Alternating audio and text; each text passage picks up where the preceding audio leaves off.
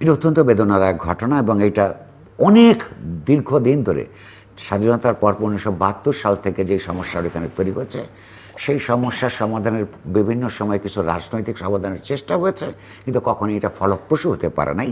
যে সমস্ত কারণে ফলপ্রসূ হতে পারে নাই তার একটা প্রধান ব্যাপার হচ্ছে বাংলাদেশের যে শাসক শ্রেণী, আওয়ামী লীগ, বিএনপি, জাতীয় পার্টি ইত্যাদি, এবং সাম্প্রতিককালে জামাত ইসলামী, এই যে রাজনৈতিক দলগুলোর মধ্যে যে জাতিবাদী রাজনীতি, অর্থাৎ বাঙালি, আওয়ামী লীগের দিক থেকে ছিল বাঙালি জাতীয়তাবাদ, যে বাঙালি জাতীয়তাবাদ অবাঙালি জাতিগোষ্ঠীর অস্তিত্ব, সম্মান এবং মর্যাদাকে স্বীকৃতি দেয় না। আর বিএনপির দিক থেকে সে একটা জাতীয়তাবাদী রাজনীতির কথা, বাংলাদেশি জাতীয়তাবাদী রাজনীতির কথা তাত্ত্বিকভাবে বললেও শেষ পর্যন্ত সেইটা আমরা লক্ষ্য করেছি পর্যবসিত হয়েছে বাঙালি মুসলমানের রাজনীতিতে। ফলে যেহেতু পার্বত্য চট্টগ্রাম অঞ্চলে আপনার অমুসলিম এবং অবাঙালি জাতিগোষ্ঠীর আদিবাস ছিল, সেইখানের লোকজনকে আমরা আদারিং করে ফেলেছি, আমরা এবং তারা। তাদের সঙ্গে বাঙালি জনগোষ্ঠীর, সেটা বাঙালি জাতীয়তাবাদী হোক কিংবা বাংলাদেশি জাতীয়তাবাদীদের হোক কিংবা জামাত ইসলামীর মতো ইসলামী জাতীয়তাবাদী রাজনৈতিক দলগুলির হোক, এক ধরনের অবিশ্বাসের সম্পর্ক, অনাস্থার সম্পর্ক তৈরি হয়েছে। তারা সেই অর্থাৎ একটা সমন্বয়বাদী রাজনীতির অভাবে এবং সেটাকে ফলপ্রসূ করতে না দিয়ে বিভিন্ন সরকার তারা সামরিকভাবে, আমরা লক্ষ্য করেছি, তাদেরকে এই সমস্যার সমাধান করতে চেয়েছে, যেটা পৃথিবীর কোথাও ফলপ্রসূ হয় নাই, বাংলাদেশও অনিবার্য কারণে অপরিহার্যভাবেই এটা হয় নাই, বরং এগুলো প্রতিদিন বাড়তে থাকে।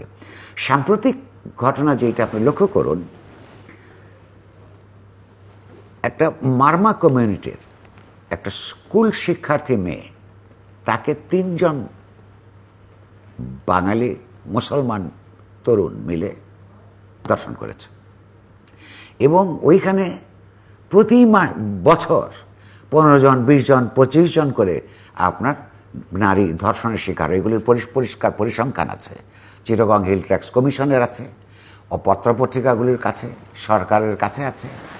এই যে মেয়েগুলি যে ধর্ষণ হয়, এই ধর্ষণের যার বিরুদ্ধে ব্যাপারে যারা অভিযুক্ত, এই অভিযুক্ত কোনো না কোনোভাবে রাজনৈতিকভাবে ক্ষমতাবান আওয়ামী লীগ, বিএনপি, জামাত ইসলামী, এই সমস্ত রাজনৈতিক সংগঠনের প্রত্যক্ষ সদস্য না হলেও তাদের আশ্রয়ে প্রশ্রয়ে এবং প্রশাসনেরও এক ধরনের প্রশ্রয় আছে। তা নাহলে একটা এলাকায় বছরের পর বছর মেয়েরা ধর্ষিত হবে, অথচ সেগুলো একটা বিশ্বাসযোগ্য বিচার প্রক্রিয়ার মাধ্যমে, তদন্তের মাধ্যমে, শাস্তিযোগ্য অপরাধ যেগুলো পরিষ্কারভাবে, সেগুলোর উদাহরণ সৃষ্টিকারী শাস্তি যখন না হয়, তখন এক ধরনের সেন্স অফ ইম্পুনিটি তৈরি হয়, অর্থাৎ তাদের অপরাধ করলেও তাদের কোনো শাস্তি হবে না, এইরকম একটা পরিস্থিতি তৈরি হয়েছে। আমরা লক্ষ্য করুন, আমরা যখন এই সমস্ত কথা বলি, কিংবা চাকমা, মারমাদ, বম সম্প্রদায়, আমি বম সম্প্রদায়ের কথা আসছি, এই গত বছর বম সম্প্রদায়ের অধিকাংশের বাস হচ্ছে বান্দরবন, এটা হচ্ছে খাগড়াছড়ির ঘটনা। একবার আমরা পত্রপত্রিকায় দেখলাম, রাষ্ট্র মনে করল যে বাংলাদেশের বিরুদ্ধে বিচ্ছিন্নতাবাদী সংগ্রামে বম সম্প্রদায়ের কিছু লোক এটার সঙ্গে ষড়যন্ত্রের মধ্যে জড়িত। বাংলাদেশে যখনই, যে কোনো দেশে, শুধু বাংলাদেশে নয়, যখন একটা নির্দিষ্ট জনগোষ্ঠীকে আদারিং করা হয়, অর্থাৎ আমরা এবং তারাই পর্যবসিত করা হয়, সেইখানে নানা বিদেশি শক্তি সেখানে ষড়যন্ত্র করে। এটা সত্য, পৃথিবীর সমস্ত অঞ্চলে করে, হয়তো এখানেও আছে। কিন্তু আমাকে বলুন, একটা পুরো গ্রামবাসী 8 বছরের শিশু থেকে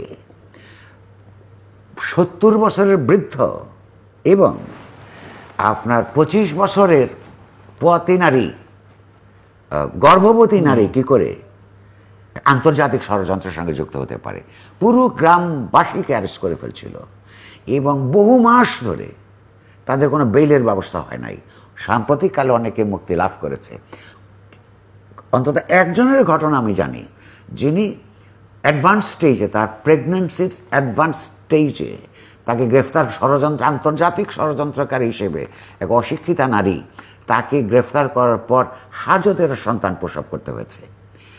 বাঙালির যে রাষ্ট্র যদি একটা জনগোষ্ঠীর সঙ্গে এই ধরনের আচরণ করে এবং তারা স্বেচ্ছায় মৈত্রীর বন্ধন তৈরি করতে এগিয়ে আসবে, এটা বিশ্বাস করার কি যৌক্তিক কারণ থাকতে পারে?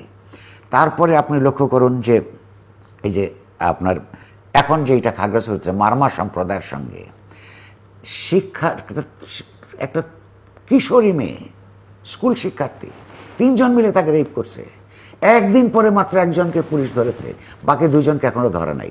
সেখানে আমরা দেখলাম আবার আর্মি মোতায়েন করা হয়েছে, মোতায়েন করাই থাকে সেখানে। তা পরবর্তীকাল গতকালকের কথা আমি বলছি, সেখানে অধিকাংশ মারমাদের প্রতিষ্ঠান, যেখানে বাজার দোকান, সেটার মধ্যে আগুন দিয়ে জ্বালিয়ে দেওয়া হচ্ছে, বাড়িতে আগুন দিয়ে জ্বালিয়ে দেওয়া হচ্ছে।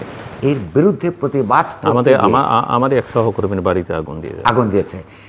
এর বিরুদ্ধে প্রতিবাদ তো হবেই, এর বিরুদ্ধে প্রতিবাদ না হয় তো অপরাধ।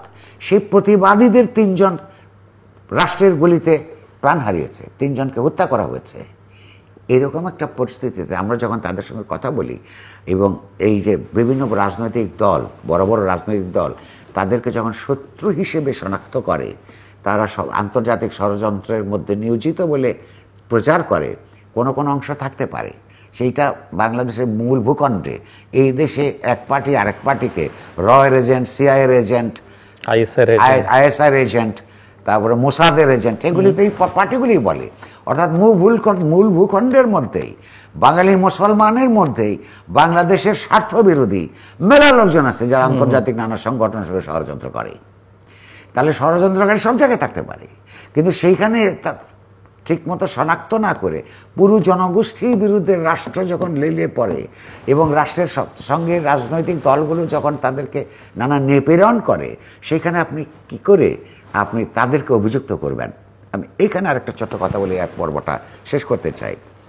ধরুন পার্বত্য অঞ্চলের পাহাড়ি জনগোষ্ঠীর যে সমস্ত নেতা নেত্রীদের, ছাত্র সংগঠনের, নারী সংগঠনের বা অপরাপর রাজনৈতিক সংগঠনের নেতাদের সঙ্গে আমরা বিষয়টা বুঝবার জন্য কথা বলি যে তাদের অভিযোগগুলি কি, তারা একটা উল্টো অভিযোগ করে যে আমাদেরকে আপনারা আউটসাইডার মনে করেন, আমাদেরকে আপনারা বলেন আমরা বিচ্ছিন্নতাবাদী, অথচ আমাদের দাবিটাই অন্তর্ভুক্তিমূলক দাবি। তাদের দাবিটা কি? বাংলাদেশের সংবিধানের মধ্যে, রাষ্ট্রীয় সংবিধানের মধ্যে চাকমা সহ অপরাপর যে সমস্ত জাতিগোষ্ঠী আছে তাদের পরিষ্কার সংযোগ, তার স্বীকৃতি চাই। তারা চায় বাংলাদেশ রাষ্ট্রের সংবিধানের মধ্যে, বাংলাদেশের সীমানার মধ্যে তাদের যে জাতিগত পরিচয় সেইটা স্বীকৃতি দিয়ে সমমর্যাদার ভিত্তিতে তাদেরকে জীবনযাপন করবার দাবি জানায়।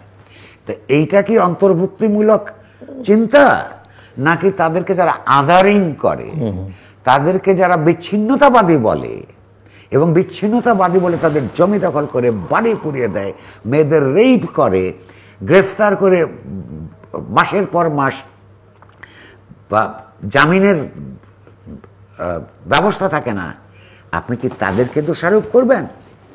তারা বিচ্ছিন্নতাবাদী না এই বৃহত্তর বাঙালি মুসলমান জনগোষ্ঠী তারা বিচ্ছিন্নতাবাদী? কারা তাদেরকে বিচ্ছিন্ন করতে চায়? তা আমি মনে করি এই শাসক শ্রেণীর রাজনৈতিক চৈতন্য উদয় হওয়া দরকার।